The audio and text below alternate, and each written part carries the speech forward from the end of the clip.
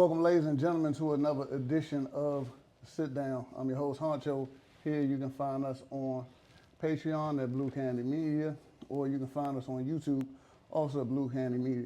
Sitting here with a special guest today, none other than owner and founder of We Are One, Kenny Westray. Welcome to the show. Thanks for having me. Appreciate you. I want to discuss his story because I personally feel like, he has a lot to share. He has a lot of insight in business, as well as things that we need to do just simply to overcome obstacles and go after our goals and stay grounded and stay true to ourselves without switching up and changing. So, welcome. Did a little research, found out that you originally grew up in Southeast, moved to Fifth and O, around middle school.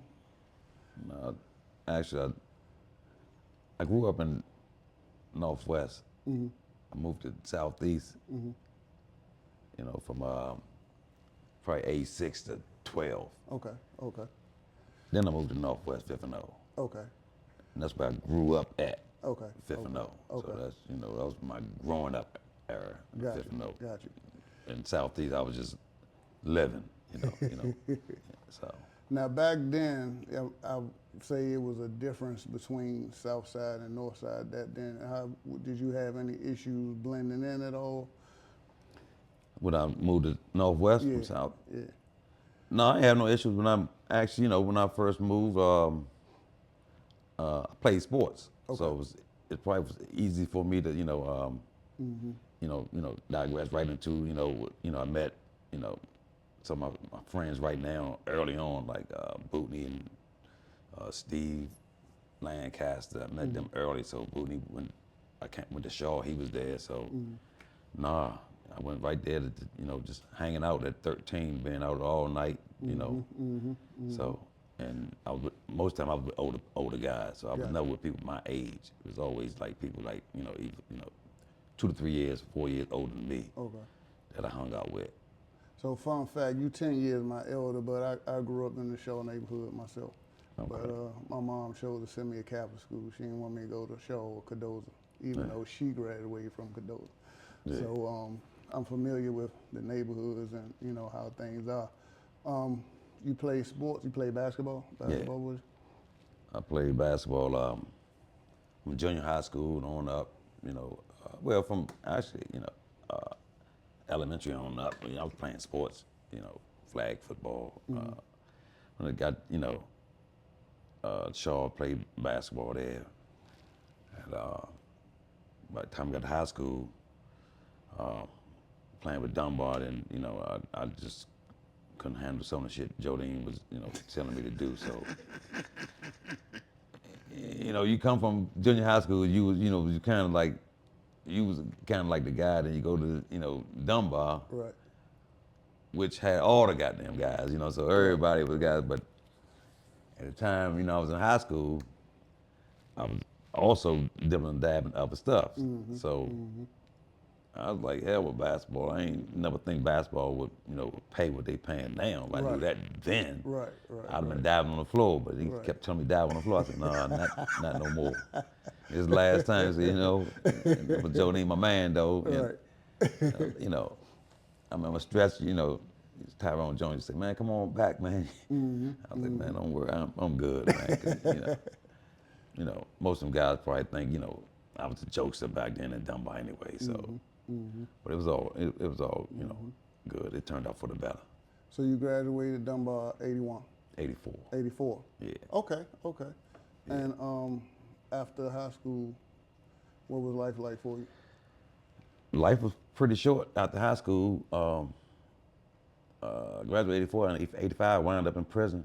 So it was pretty short. So I try to tell a lot of people, now, as soon as you leave high school, you have to dig into what your future is. You can't, well, I'm finished high school, let me take a break. Breaks don't wait for nobody. It don't wait for nobody. So, when some streets gather you in, you'll be coming more comfortable with the streets. That's right. Oh, I'm waking up 11, 12. And you come, somebody tell you, you gotta go to job, you gotta wake up at 7. Shit, I'm waking up 11, 12, 1, you know. Right. And then you graduate into the streets, and next thing, you're who you with. Right. So I explain to you people, you are who you with. So who you surround yourself with, that's who you are. So you're around crackhead, you're gonna be a crackhead. You're around drug dealers, you're gonna be a drug dealer. So if you're around successful people, you're gonna be successful. You know, now all of this, at the same time, you gotta praise God and wake up and give Him all the glory. So once you start with that, then everything else will follow through. But some people, I work backwards. Right. I was still given it, chances to do what I'm doing now. Right. You know, I never knew I never knew back in '92 that I'd be selling clothes in 2026. You know, that wasn't really my goal. My goal was to make some money, and then then my vision started to change. So I can go places with this. I see the the vision. Right. So a lot of people don't see the vision, and they live in the moment. But you got to see the vision. So and then you got to believe in your vision. And then, Absolutely. Yeah. And you can't let nobody knock you off that because vision. they'll knock you off your vision here, there. That's good intel because a lot of people I found these days simply don't believe in you are the company you keep. Yeah. A lot of people think that they can be around a certain group of people and that not rub off on them. I always say, what's the purpose of being around them if you're not into that? It don't make sense. Anybody that know me would tell you I'm a very direct person. I don't sugarcoat. I don't care who you are. I don't care how much you have. I just don't care. It's not my nature. Some people like it. Some people don't. Some people look at me like, man, he arrogant. I can't stand that dude. And some people love me. I got more people who love me than dislike me. So, that it is what it is. You don't get what you see with me. Ain't no sugarcoating and none of that old crazy, he phony and all that kind of stuff. Plus, you gotta feel people out. You gotta know where they coming from and why they. Hey, I'm a no man. Yeah. So I tell you no. So some people, don't like to hear that word. Right. Like a dude before I left here, dude was in the store saying, "Can I have some glasses white?" I said no. He looked at me that crazy, but so I said, "I told you no. What are you doing?" Right. So you asked me a question. I said no. And I'm like, I'm kind of like playing, but I said I'm leaving it serious because he can understand no mean no. Right. You know what I'm saying? Right. So even though he's my boy, I said no. Because you already think I'm saying yes. So you ain't. Why you just say grab one? Right. Because you already expecting to do that. So Right. No mean no. So sometimes you can't say yes all the time. You can say yes 100 times. When you say no, something wrong with you. Yeah, that's life right now. Yeah. It's crazy. So, how long was you in jail for? I had a 5-year sentence. So I think some of my time was cut short. I did about 38 months, 39 months. But then, when I went to jail, I wasn't just like a drug dude who went to jail, got caught. I was working. I was, electrician on the street, so I went to jail and became an electrician in jail, and was, saved the prison a lot of money. Did a lot of different things. It was crazy in jail because my final destination was West Virginia. I went through the transit, going through, Lewisburg and penitentiary for 6 months, and then upstate New York to Otisville, and then finally to Morgantown. I think 86, something like that, February 86. But man, I loved it. I love prison. Yeah. Oh man, I love that shit when I got there because I knew where my life was headed at if I wouldn't got there. Right. Or I knew my life was headed at because I was out there and shit doing crazy stuff. So you knew once you sat down, it was God put you in the right path. not really knowing God was putting me there at that time. I didn't know that till way later on to after prison that my life led through that because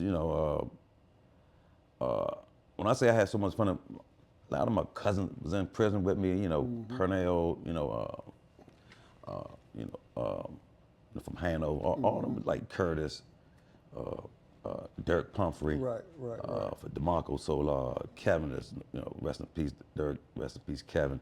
All the guys, man, we was in the gym, man.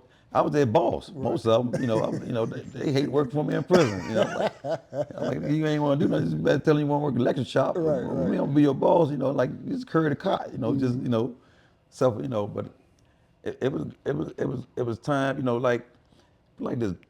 One year I was cutting Darryl Prue. I don't know if he played for Dunbar High School. He played for West Virginia in college. One year I'm cutting his hair in my kitchen. And the next year, the guards at the prison, they wanted to meet, basketball players. I said, well, I know all of them. Right. I said, I know Tom, I know all of them. Right. Well, the university is damn like 10 minutes, five minutes from the prison. The prison don't got no fence, so it's like a university itself. So I walk over there, and Darryl said, what you doing? I said, man, I'm in prison. He said, you're in prison? I said, yeah, I'm locked up. Right. I said, I can't go nowhere. These dudes, they officers. He said, crack up. I couldn't believe it. I said, yeah, man, it don't take long. You can go ahead and be, it don't take long, man, for things to change. So, people want to know, so after prison, I had a drug trafficking charge. So they sent me away from D.C. I couldn't come back to D.C. I had to go to Baltimore, Maryland. So I released to the halfway house in Baltimore. Okay. And I knew a couple of people, in Baltimore at the time, so I was comfortable there too. But once I had to get reinstated back into D.C., which was September of 1989. Okay.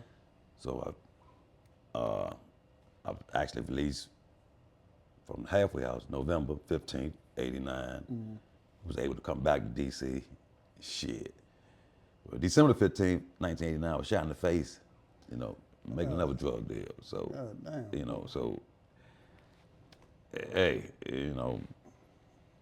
they told me I wouldn't make it, but God had other plans, and I made it. Then he told me you wouldn't be able to talk again. Right. You wouldn't be able to, usually my voice changed, but because I was shot, through the face, I couldn't do surgery and all that stuff. So I basically healed myself, They told me I wouldn't talk. I would just take, them little sticks they put in your mouth. I would stick them in there and cook. Right. My mouth would open it. And as long as I got enough to open, I take that bazooka, hard ass bubble gum, and keep chewing that shit till I can just.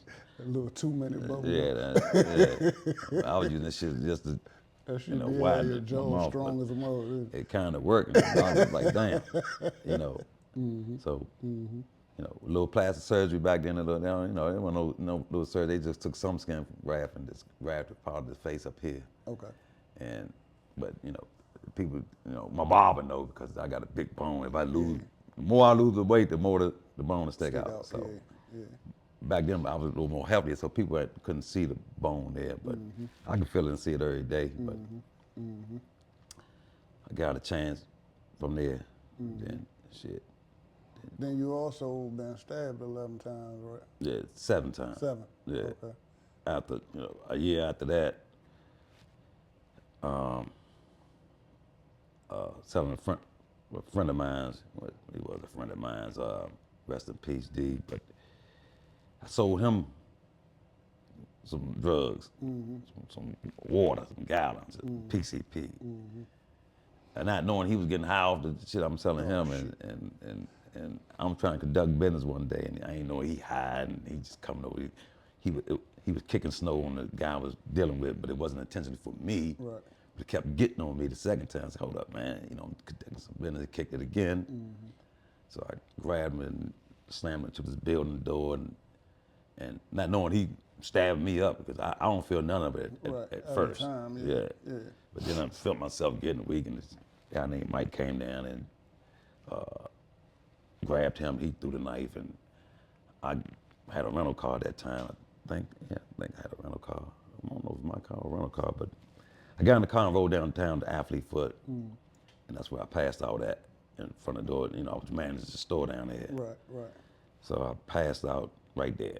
Okay. And that's when they said this guy, because I think one of you know, like a couple centimeters from my heart. It was over here. Man.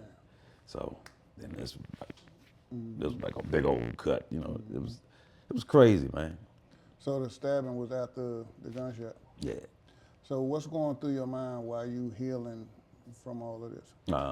A vision of saying, you know, my grandmother like saying, you know, that's 2 strikes, you're not allowed 3. You know, everything was put there for you. You know, Right. just got to figure it out. Right. You know, when I was in junior high school, I was in sewing class all through high school in Dunbar. So I just sew, you know, fix chili uniforms and band member uniform, make stuff and all that. So it got me into like, damn, when I got to the athlete, I worked the athlete foot. Coming on. Managing athlete foot, next door to athlete foot was a guy named Young Kim who had an embroidery shop.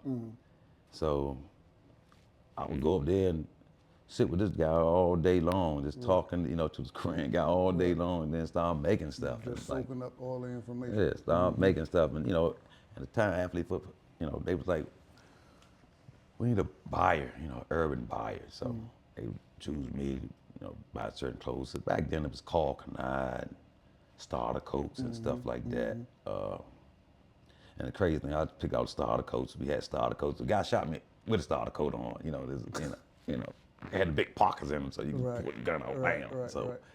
But coming from there, I said, no, you know, I think Dirk was on his way home. Kevin, I think one of them was, I think maybe Kevin was on his way home and Dirk was on his way home. And I kept on telling, I'm gonna do a clothing line. I think when Dirk came on, I said, we're gonna do a clothing line. I said, what you gonna call it? And at the time, you know, back then, you know, I was young and I was looking at Ed, Larry, and Ty for Madness. You know, Ty, me and Ty real close. So, you know, I said, we gonna be like them. Right. You know what I'm saying? We're gonna, you know, not thinking, you thinking crazy, you still ain't had your burn, because you think I'm gonna be a little bit in the streets. I'm gonna have a clothing line, you know, clothing line too. So that's what the initial idea started at, and then. So at the time, was your thought process to use that to pivot out of the street, or? Yeah, Okay. I pivoted right out of the streets because I went to them. You know, I said, "Hey man, I'm gonna do my own thing. Y'all can do y'all thing. I'm done with this. Like you have this, take that. Right. You know, don't just take that. I'm Right. done. Right. You know, and this time, you know, Sam is finishing school in college. You know, a lot of guys, you know, just come down there. I just do crazy shit, like Mike Smith, Lawrence Moten, rest in peace. Sam, I was a pension, the old shoe. They bring them back and I send them back to Nike, and then I get them new pair. So to keep them off of playing shoes, you know, because at the air ball, just pick the little pinch motherfuckers. Man, shit fucked up. And then keep boxing them motherfuckers back up and making sure they got shit and shit. We used to do the same thing with Tim. So, I had my shit. So Sam came into the picture. You know, I knew Muggsy from Herbo, Muggsy Bowl. So Muggs, you know, fuck with Sam and shit. Right. You know, I don't know. Muggs had a little son I used to play with. I don't know. But then Sam came down that joint, and man, Sam was like, you know, Dave, that's like my brother, but we instantly clicked. It wasn't it was like an instantly click, and that was my path. That was my path to the NBA, because my coach in junior high school, when I got to junior high school, with Bootney and all them, you know, Bootney was the shit. The coach used to say, I'm gonna be in the NBA. Kenny gonna be in the NBA. Right. I said, yeah, nigga, I'm gonna be in the NBA. I'm trying to be like Bootney. This nigga tell me, I want to wear his number. He said, I'm gonna be in the NBA. And man, Bootney laugh about it now. Rest in peace, Doc. You know, hey.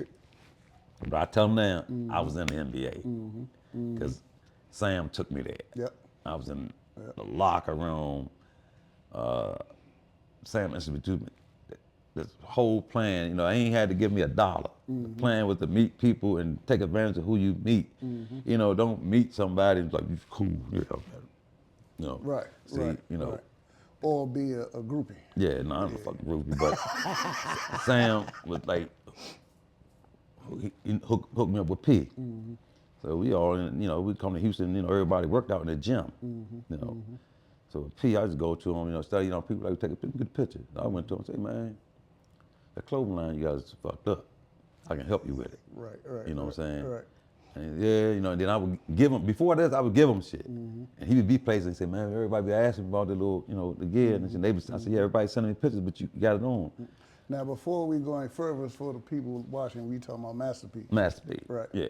So, you know, we in the gym in Houston.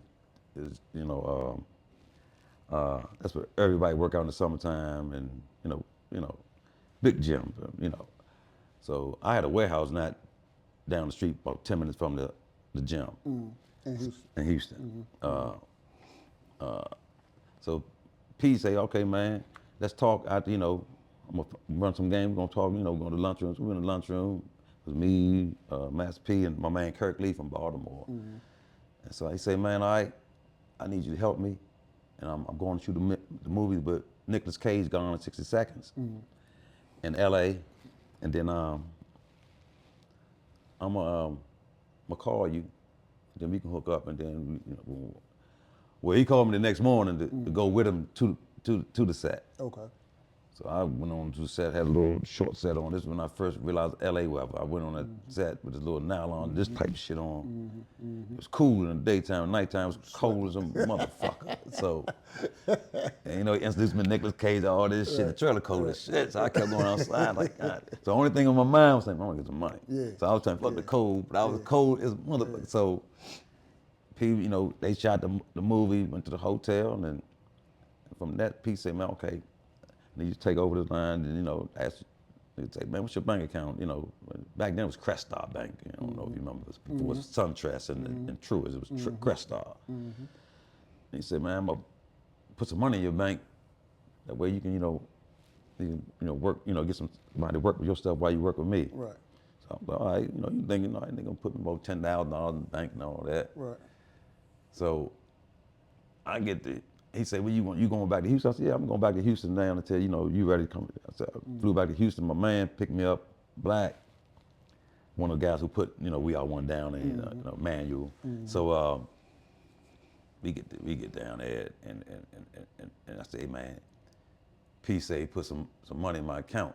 Let's go to the most machine. I want to see what's in there. I hit that motherfucker. And I ain't have like $6,000 in the bank at the time. And that motherfucker said, 106,000. I said, no, this can't be right. I said, hold on. Let me deduct 20. I looked at everything, I said, oh, shit. So I said, what the fuck is this shit, man? I said, man, you know, so that really kind of made me nervous. And I'm telling Sam and all that shit.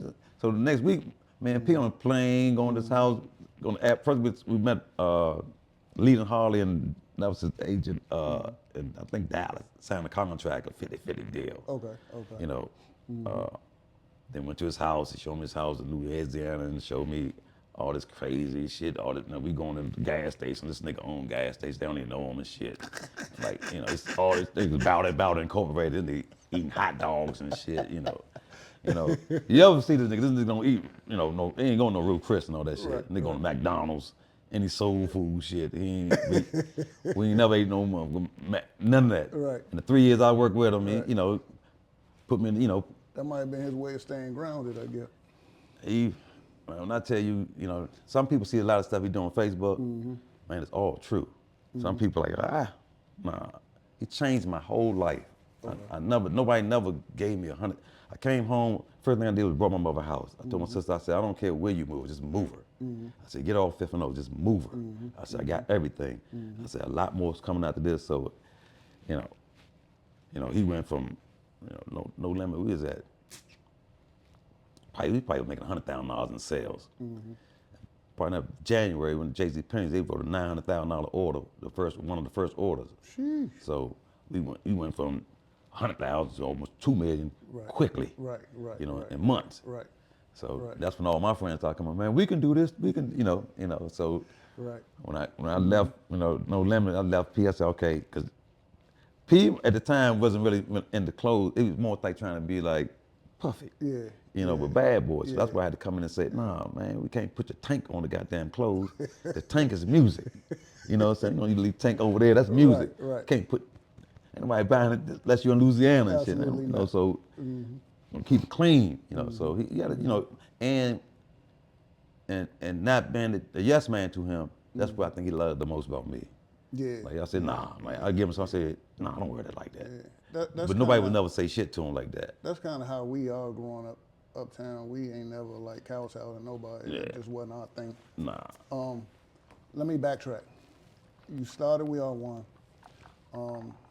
How did you start initially moving clothes? Started,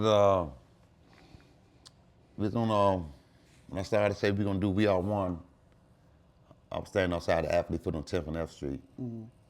Me, Lawrence, Dirk, Kevin. And they said, well, what you gonna call it? I said, We Are One. Cause and the guy was coming down this convertible playing the song, May's song. We all said, that's it. I called my man Brian Walker and said, man, I needed a logo. We all wanted, and then he came up with the first logo. I took him there. It was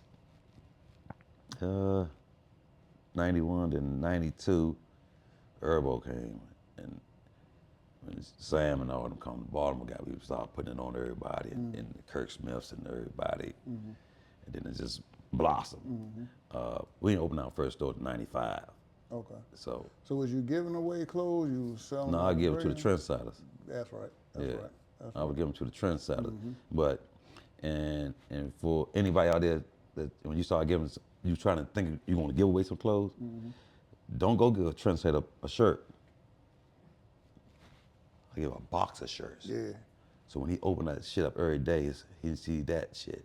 Yeah. If you get one shirt, wear it, and then that motherfucker ain't gonna wear it no more. So they ain't gonna do something else. Right.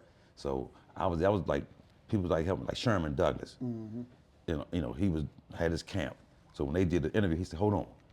They throw my shirt on for the interview. You know, that was one of the first the shirts I had to trademark people. You can't just trademark shit. You got to put your stuff into production. Absolutely. You don't go say, oh, I want this trademark. No, where was that? Right. You know, you guys have some stuff out of it. So that's like one of the shirts, the first, and Sherman started wearing it, and Sam, and then, know them, and then Steve came into the league, and we put it on him, and took him up to Baltimore. I used to go stay at Baltimore all the time. They was hating on me when I was in Baltimore, but see, I was getting fucking away from D.C. Right. I said, D.C. my home. Right. I'm established there. Right. I can move to Baltimore and meet new people. And from Baltimore, who was there? Sam. Where he moved me to? Houston. You know what I'm saying? Where Houston moved me to? Master P. Where Master P moved me to? L.A. Moved to L.A. to work with Master P for 3 or 4 years. Then moved back to Houston and lived there. Opened the warehouse up. Exactly. You know what I'm saying? Then we were selling in the NBA arenas, because they was playing in the NBA arenas. So all the players was wearing this shit because the pockets, like we put out sweatpants, deep pockets. The players love that shit. Right. You know, all kind of people. You know, meet Nick Van X with Sam, rookie year with Sam. Nick would hook me on to Dr. Dre from LA. So it's so many avenues that God was bringing to me. Right. But you got to take advantage of the attitude. You know, when the Smoke It Up tour came, who Dr. Dre called me. Man, let's take him gear. I told Aaron and Mike from the store, no, we take him a rack of gear. Hell yeah. When all them players came, we hit a lot of gear. So a lot of them still wear it now. You gotta make the presence be known in that event so everybody can see We Are One. Yeah. So in a time where Madness was pretty much looked at as the official line for Uptown, and DDTP was the official line for Southside, what made you settle on Florida Avenue? That's crazy. I'm glad you said DDP, because Sultan got me started in the business. Okay. When I came home from jail, you know, the Muslims had Mufad. It was like they established you know, back then the Muslim had all these little shops and vendors. They would say, they would buy a lot of different clothes from different places. So when I used to go to meetings, that's how he was like, okay, you gonna buy these jeans from this company in Philly, you know, used jeans and Guess jeans, all this kind of stuff. And he got me into the business. Okay. Why I chose Florida Avenue, because I grew up down the street from Florida Avenue, and that used to be our little pharmacist, Mr. Brown. Yeah. Little pharmacist right there and shit. Yeah. So that little ass store, when the dude told me, I said, how much the rent this store is, man? Like, he told me $700. I said, $700? I said, okay. Yeah, yeah. You know, I was working at the time, you know, at a law firm. You know, and the law firm was my cousin Pernell was trying to get me to work to 7 o'clock. I said, shit, I'm trying to open the store. I ain't trying to work in this joint. I ain't making no money in this joint. So he said, I had to work because I had to pay child support. So I made $7.14, $14,137.50 a year. And they tried to change my pay one time and give me 24 cent. I said, nah, man, let's keep this shit the same. I remember this type of shit. So now, they fired me from this law firm, but when we keep saying, going back to God, I was put there because they did all my trademarks free. All my trademarks was free. They was, nigga, trademark, one trademark can tell a person, they said, I can do it. I said, shit, trademark costs like anywhere from $5,000 to $10,000. It depends on what the lawyer you got to do. The lawyer won't charge you probably $5, and to do all the research and keep, there's a lot of things you got to do for a trademark. Absolutely. People, man, you can go down there. Yeah, go ahead. Go ahead. A lot of people think that because we live in this area, you can just go. No, go ahead. Yeah. They got trademark offices everywhere. Like Texas, go ahead. Go down there in that library and try to, okay, go ahead. You're going to be there all motherfucking Go ahead. You know what I'm saying? Hey. It's still going to miss So something. that's what lawyers here for, man. They ain't here, of course they might cause, but at least you can be protected. Right. So you got a time, you got to sue somebody or something like that. Exactly. Now, you got to trademark who you going to go to another lawyer? Right. So it's crazy, man. So, if you got something interesting and it's a hit, trademark it and pay the attorney fees. Funny, I tell you a funny story. I trademarked fitness motivators back in 2007. And my arrogant ass, I'm thinking, okay, I got the mark now. I'm looking for a website. This group of trainers in Michigan was using the same name. So I'm arrogant. I'm like, hey, man, y'all gotta come up off this. It's mine, right? So she gets an attorney. I get a letter from the attorney. So now I got to get me an attorney. Come to find out, even though I had the mark, she could prove that she was using the name first. So she only wanted $1,100, paid $1,100. I agreed to never go in. Yeah, cease and desist. But But it's those type of learning curves, man, that if you'd had an attorney ahead of time, you wouldn't even came across that situation. Right. So me, I see something like when Vernon Maxwell called and say, man, y'all, he in Atlanta, Vernon Maxwell said, y'all got stuff in Neiman's Market? I said, no. He said, man, the church in $100. I said, well, he sent me a picture. I went up, Bethesda or whatever, up there, the Neiman's Market up there. I went. That was Miles of Gallery up there. Yeah, so I asked for the manager, and I said, who the buyer or whatever. So she gave me the buyer card. I said, well, these shirts over here, got a lot of them. It's trademark infringement. So you can call this person. I called them, and they said, we different. They went on my website saying, I said, I know it's different, but you can't still use my name. Right. I said, had the lawyer call them. Then they gonna call me back. I said, I tried to talk to you already. You talked to them now. Right. Lawsuit. Yeah. I said, I told you, man. I said, man, listen, I told you at first, like Gap, the same thing, but I tried to work with Gap. Right. Well, hold on, let me backtrack. I want to get into that, but I want to backtrack. Because I want to go through the progressions of getting the way you are. So you open a store on Florida Avenue. How are things going for you between that time and before you meet Master P? Before Florida Avenue? Yeah. When we opened the store on Florida Avenue, man, I was hoping to make $250 a day to pay the rent. We made $423,000 Nice. the first year. Nice. But if we didn't make $1,000 on a day, I thought I was looking at, man, what's going on with y'all? Y'all crazy, it was crazy. Right. But things was different then too, and we stayed open late. We tried to do that little madness. We stayed open late. We pressing shirts. Hope over at the same time. Me and Hope John was basically doing it at the same time. So we both pressing jumpers and shirts and shit in the window, all this shit all night long. Fifth Street Crew, Florida Avenue, all that kind of stuff. So we was open late. Had the music out there. So always drew attention. Right. So people were going. They going to go. Let me get a shirt. And we stayed open. And it just rolled. Now, not knowing, shit, I supposed to pay sales tax. I ain't know none of that shit. So we made 423, but we didn't really make it. That was the gross. The net was probably 300. You know, and I owed to Maryland 6% of all this 400. Like when they told me, I said, "What?" I told them, I said, "Sometimes I don't charge people tax." Shit. They was like, "Hey, everything is taxed. That 6% is ours. You don't, like." So I had to learn. I said, "Okay, at the end of the day, the 6% just kick it over here, because it ain't out." And I try to explain that to people in the store now. I said, "You come with your credit card, man." Right. I said, I got to still pay the credit card fee. Now I'm paying, this fee. I say, you bring cash, I can deal with you a little better, but, It costs a lot to do business these days, man. Yeah. Everybody, the processor they want to charge the transaction and the percentage. Everybody want a business. Yeah. And I be telling them, no, you don't. No, you don't. You know all the paperwork you got to do. It seems so. You might see me walk out here, or you don't behind the scenes. You don't know what I'm going through. Yeah. You got the IRS. You got it's a lot, and they want their money. Nigga, I'm not Donald Trump, so them motherfuckers want their motherfucking money. So Now I tell people, like, you got a job, you guaranteed your check every week, every 2 weeks, however you get paid. If we fumble, we ain't getting nothing. Yeah. So, that in itself is a huge difference. Then you got to pay your insurance out of pocket, all of that. Yeah. Everything is, a la carte when you can bend it for yourself.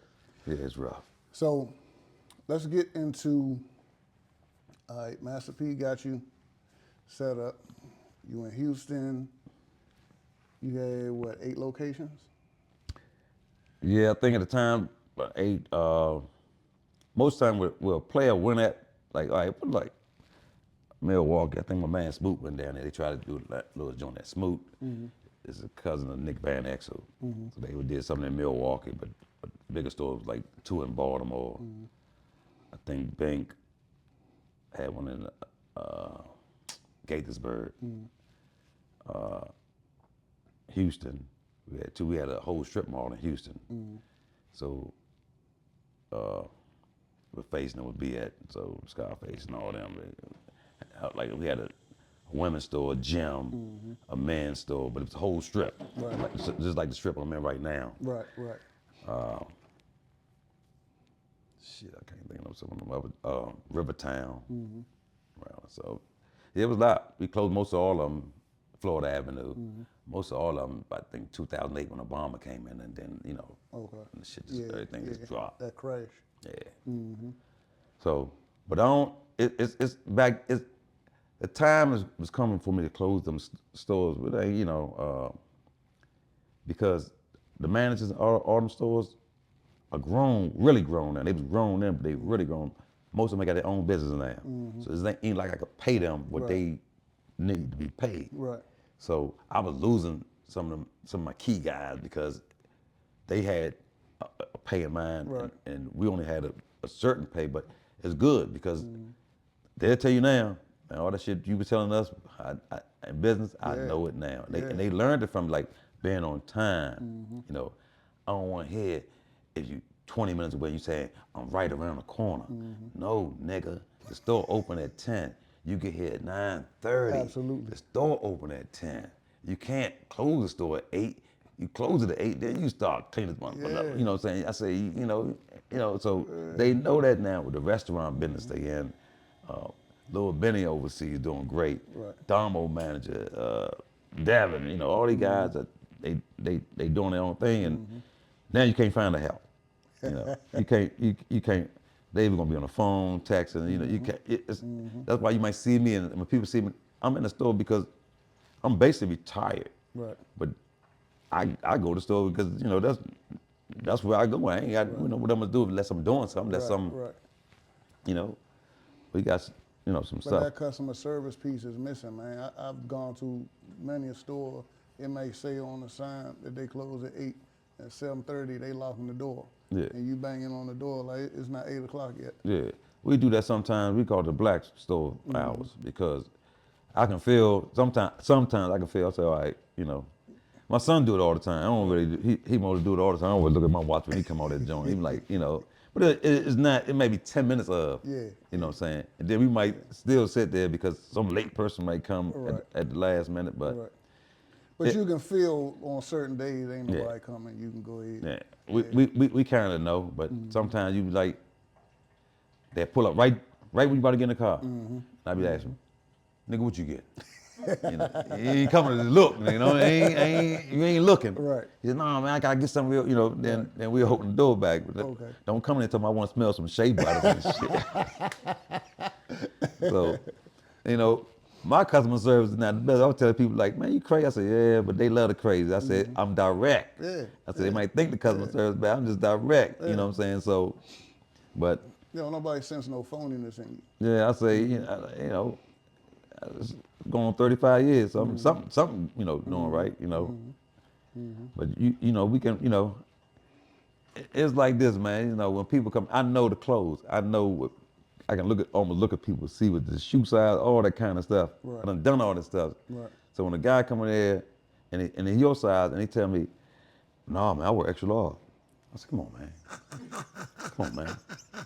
You know, so that's why we're going through this.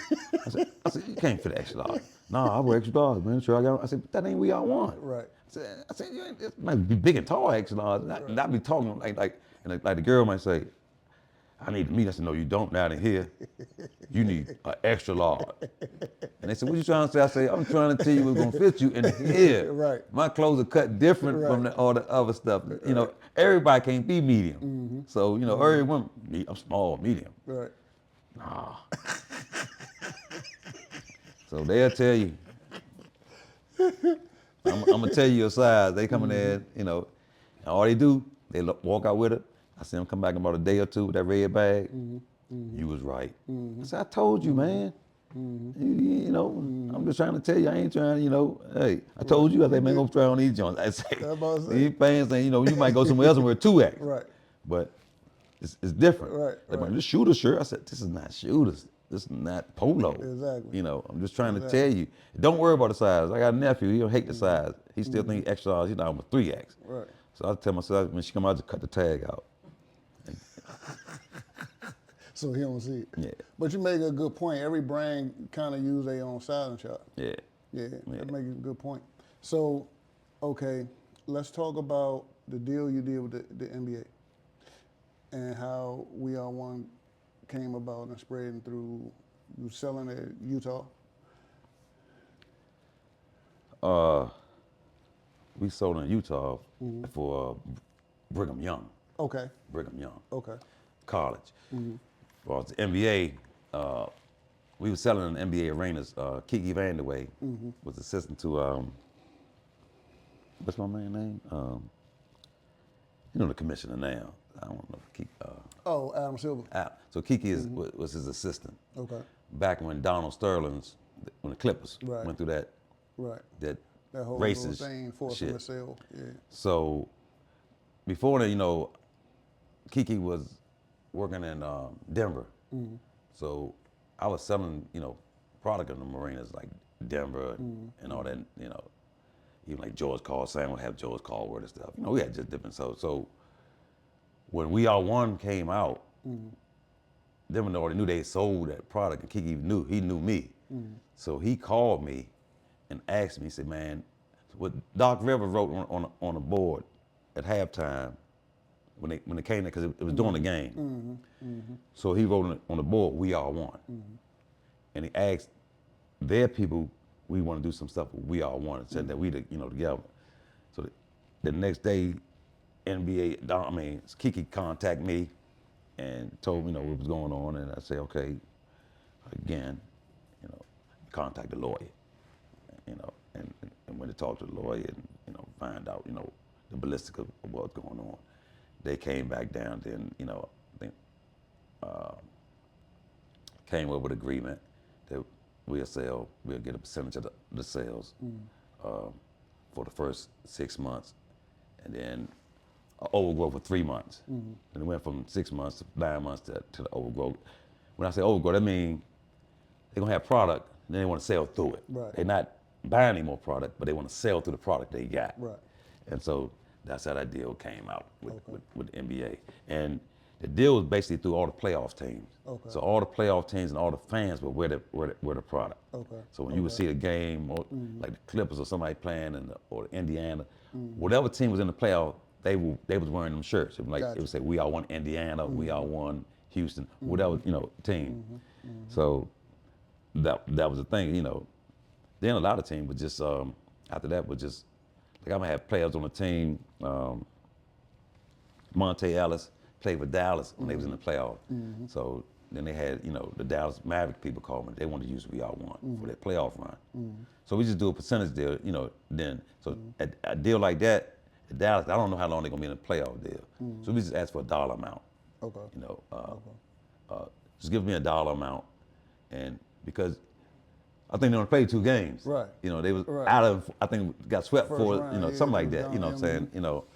And then people like Texas, D. College, and Utah, they call, I guess they got, trademark people too. They say, "Oh, let's, we can't just put this on clothes."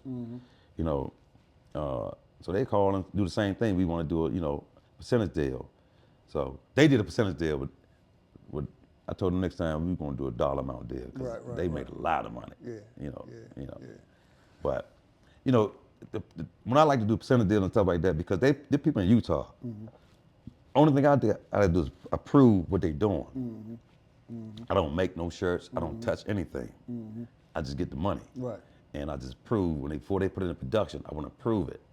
I want to make sure most of them, my trademark is on there. I want to make sure everything. Absolutely. And that's it. So some people, man, we can make this stuff. I say, I ain't gonna make no shirts down here and send them way to you. You know how much money that is? I say, you make it in there, up there, and then, we have to prove, they got, print people everywhere. Right, exactly. So when you first did that deal with the NBA and they started wearing the shirts, how did that make you feel? made me feel great because I wanted to be, I told Keith, I still think about it. I said, we need to be on a more global stage with the NBA. Because with all these foreign countries they go to, and we are one NBA global. You know what I'm saying? You got all different nationalities in the NBA, and there's one league. So we really are one. Right. So, it makes you feel good because, when they do these deals, they start sending you boxes. So they might send me boxes of shirt for every, and I just give them out hats. We had hats, everything. I just give it out, you know what I'm saying? So yeah, it makes you feel good that, a company like at that time was Adidas, that they got to do an agreement with you because Adidas made the stuff. You know what I'm saying? So, a lot of people don't know that Adidas made the stuff. So it was a collaboration with Adidas, NBA, and We Are One. Right. And then they'd do their little, get their marketing people go in there and put it on the internet. We Are One association with Washington, D.C. company. You look on their website, everything that with We Are One in the corner, it was like a sun, Washington, D.C. So everybody knew. It was you. That's awesome, man. Yeah. So now let's get into the Gap situation, because that's huge in itself in being able to go up against the juggernaut of a company like that. For those that don't know, the Gap owns Banana Republic, Old Navy, a couple of. I just put Gap's $1 billion company. Yeah. It's $1 billion company. So, that's how the attorney look at it and say, damn, that's the NBA, the Gap, that's $1 billion company. You working. I'm nowhere near that shit. So yeah. So what transpired to cause the you Gap? like- Gap came out, every gay pride year or month. The Gap come out with something that year they came out with We Are One. Okay. So We Are One models was all in the windows and shit with all the gay pride colors and bags and all that. So every Gap, Gap all over the place. So I was getting called from Atlanta, LA, and DC. Right. And my lawyer office is not too far from the Gap. My wife works for the lawyer. You know what I'm saying? So when I seen everybody called me, I talked to her, and then we went down there and I talked, the lawyer again, tell him what was going on. So, and this, we trying to make a deal with the Gap. Right. I don't want to sue the Gap. Right. I want to be able to do this for every year. Yeah. We can work to, and they kept saying, man, we all want a different one. We don't. I was like, damn. So, when these companies talk to you like that, they're $1 billion company, so they're gonna try to litigate you Yeah. and see how much money you got. Yep. So They're gonna drain you. Try to drain yeah, you. well they tried it for a while, and when I look back, I really could have really busted them.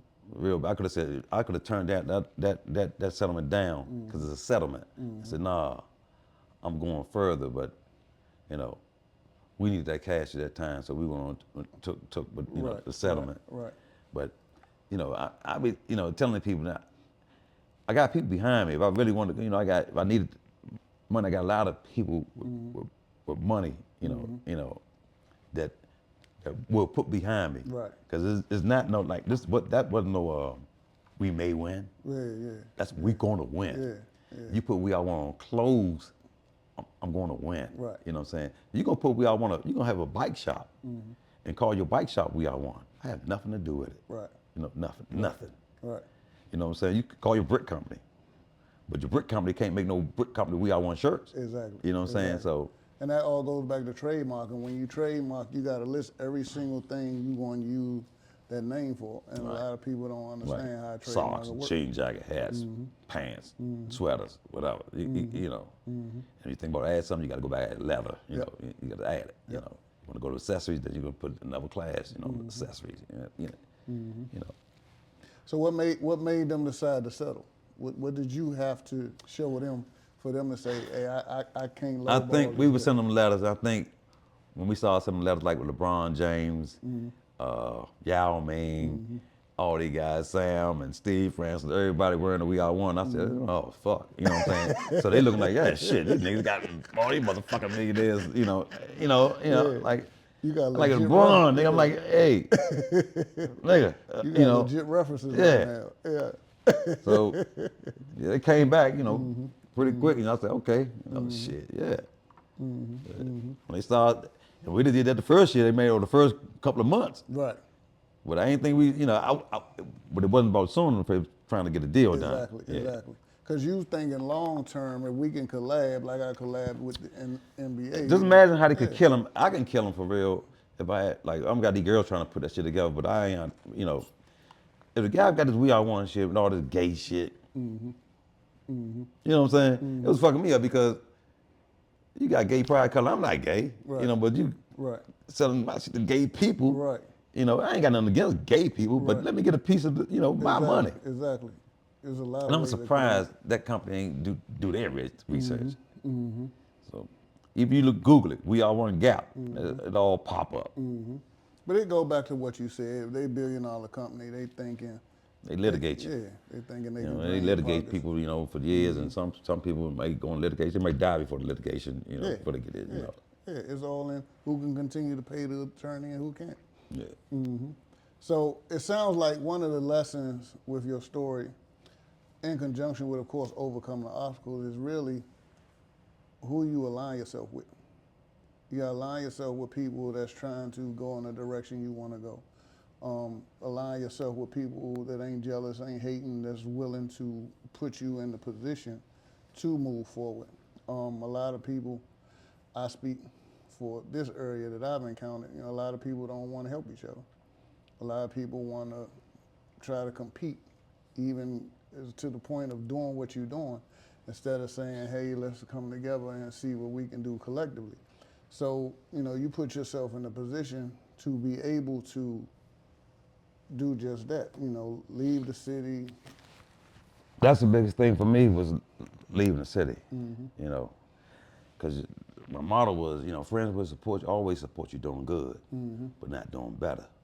So, you got friends, you can understand that statement that, you got a lot of support. You know what I'm saying? So, I can listen to people, sometimes, all right, just say if a store got closed down. Niggas go on Facebook, man, they closed down, which come? Man, We All Want closed down. I knew it was coming. I knew it was coming. They just can't wait. They can't wait. And when the long don't come, they come in your face, they still smelling, man, y'all still around. I said, yeah, you don't want us around. I see, you know what I'm saying? So, but, I just hear it, listen to it, but, hey, I help anybody who, come to me that want to help. Right. You know what I'm saying? That want to help, Right. a lot of people, people don't think that we talk. I talk to, like Shooter Rob, our warehouse used to be, by yourself. I just go over there, talk to them every day. They don't think we communicate. Kurt Bone, they probably think me and him be at each other all the time. I said, no, that's my man and shit. I don't, that's my man for a long goddamn time. Right. So he'd call, ask me any question about something. I was like, yeah, yeah, come over. I go over his store, But people always think that, man, this guy. I'm like, nah, man. I think, they somehow say think Kirk is a street dude and think I'm some goddamn whatever, but nigga, I've been in the street all my fucking life and shit. I don't know what you talking about. And shit. You quiet. No, I ain't quiet. You quiet. I'm talking about social media quiet. Right. Quiet. I post. Yeah. Just Yeah. post. Yeah. I don't go on there, you know what I'm saying? You ain't jumping in every conversation. No, I ain't jumping on comments. I don't go in and say happy birthday to my mother. Yeah. I don't need all that because Right. I know I don't need That limelight like that. I know I'm with peace with my mother. You know what I'm saying? I tell people that all the time, people down out. My godmother just passed about a month ago, and it's very difficult because she fed me. I was like, this lady made sure I ate every day, all the time. But I find my peace, after a while you doing your crying and, then I find my peace.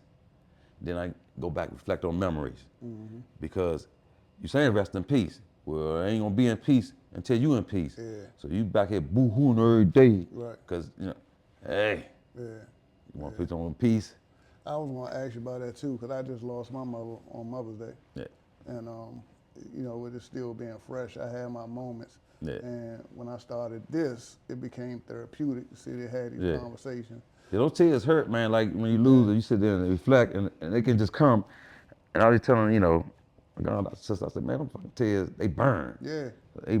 They some burning tears when you go through that.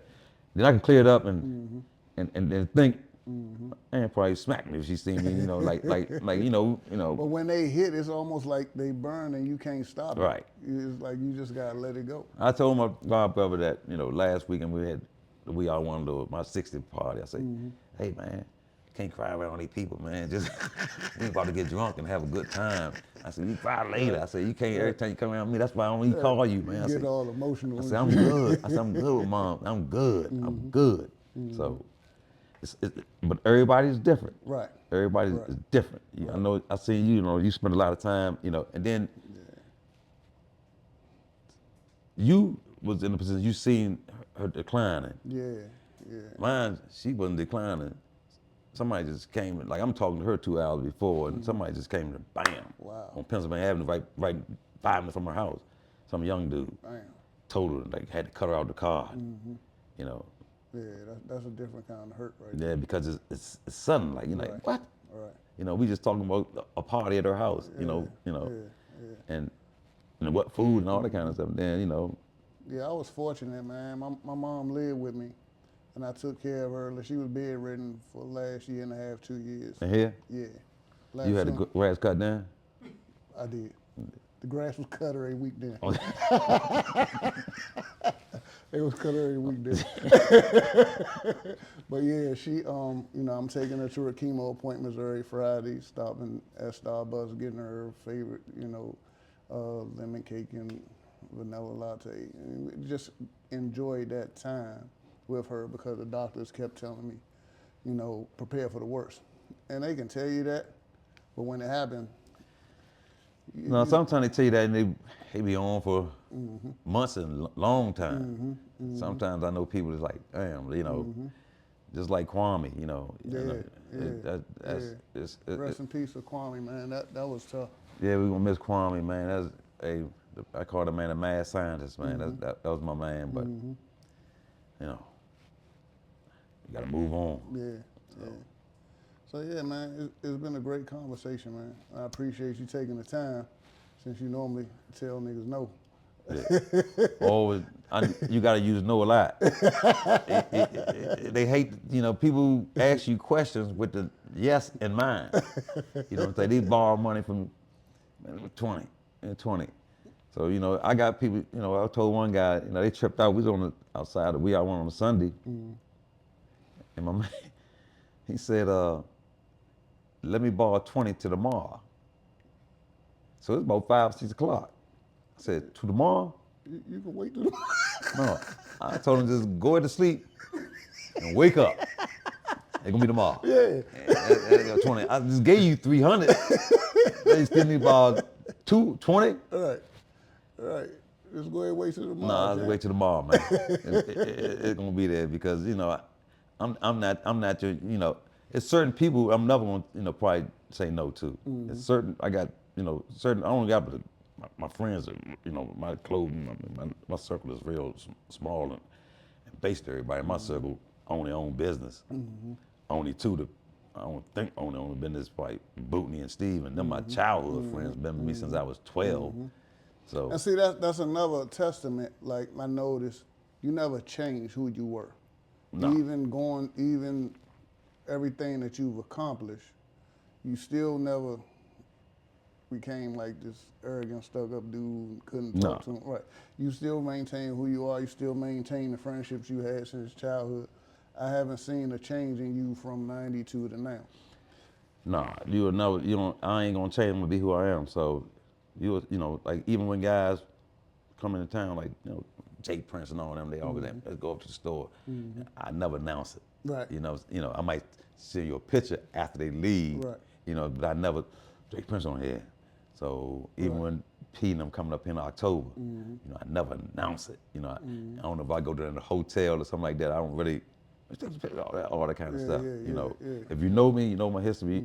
You already know. You know, And that make them feel comfortable too, because then they can be themselves without having to deal with all the groupies trying to get pictures and selfies and autographs and shit. yeah, a lot of people get through because, you know, when the rappers just coming in a long time ago, and, you know, like they say they come to DC, I need to get my hair done. You know, so you got to call certain females that you know ain't gonna be calling. I'm doing, you know, so it was a girl named Mickey for me for a long time. I was called Mickey. Mickey had people, nail people, whatever they needed done. Right. You know, so, but you got to, but she don't talk. She don't do all that damn talking, you know. Exactly. So just be careful what you're doing, and, you know, keep striving. You know, a lot of people, like even in, we doing this clothing stuff, a lot of people they want to do a clothing brand. But man, you got to design. You gotta think of shit every night. You know, I smoke a lot of weed to think of shit. You know, shit don't just come. Hey, dog. You know, you trying to think of color, you know, you trying to send new fabrics like this nylon. You trying to send, it's hard. Like, what color that every year somebody want, they come to the store, I got everything in here. I said, no, you don't, nigga. But you know, like, it looked like you might got, you know, you got a whole lot of sun shirts in the joint. So, but you got to constantly think. Then you got to think, man, who am I selling to? Right. You know what I'm saying? All of us is different. Yeah. I'm more subtle, clean. I got like a 35 to older people, you know, at least more like 40. You know, man is just colors, all colors. They touching, they still got an old group, but I can't, you know, shooters got a lot of, I don't, you know, that's their thing. You know, Bone got his own little, you know, his own little style. I'm more subtle. Yeah. I don't need, you know. But you're right, you gotta cater to your market. You got to cater. They were saying, well, you gonna get some more female clothes. Well, the females don't buy my stuff. I sell more sweatsuits. I can't got time of trying to fit all these different bodies and these and that shit is crazy. Yeah, you're gonna have to expand the dressing room. Right. So I'm like, hey man, I do sweatsuits in the fall and winter. You can get some sweatsuits. I ain't getting no short sets, no tennis skirts when you sell 3. And you think you selling it and all that, you know. But man, this old Lizzo, you know, ain't nobody gonna run out. Buy a bunch, you know, that's like a showpiece, you know what I'm saying? So what, you know, I just ain't messing with the female. Then they want to spend the money. Like, damn, this costs this. It costs, you know. So I just stick to little basic sweatsuits and stuff, and if they come in there, they big, they someone with the big girl stuff, I say right there, the men's stuff.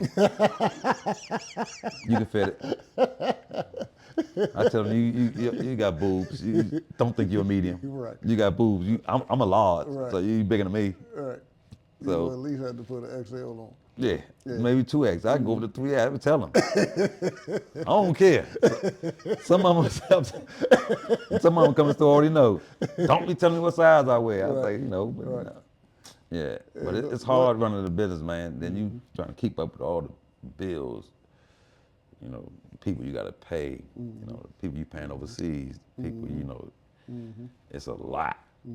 It's a lot. Every day, you know, and then the older I get, I can't remember nothing. Right. So I got to put notes on. So if I pay Maryland sales tax, I put a note on the computer. I got notes. I just set them every time on the 15th, like no day I need to pay them people. So I just put it on the computer. So when I go in there, I pay them. That's how I remember. Right. You know. Right. So if I pay the IRS, I put the note on there, right on top of the computer every day. Because I can't keep up with all that stuff, you know. And then it took one of my best men out the store, been working with him for 30 years. At least, yeah, about 30. Mike, he's working in the store, running the store all day. But he mobile. His job he mobile. So some reason somebody's job got mad. He say, he owned the store and he running the store, so they think he dibbling and dabbling. So they want him being mobile at the store, because you know he could be in the store, but Right. like, man, you're just a fucking insurance man. What the fuck they care about? They messing your money up, you know. But Exactly. it is what it is, man. So yeah. So that's it, Paul. Yeah, man. I appreciate you. All right. My man.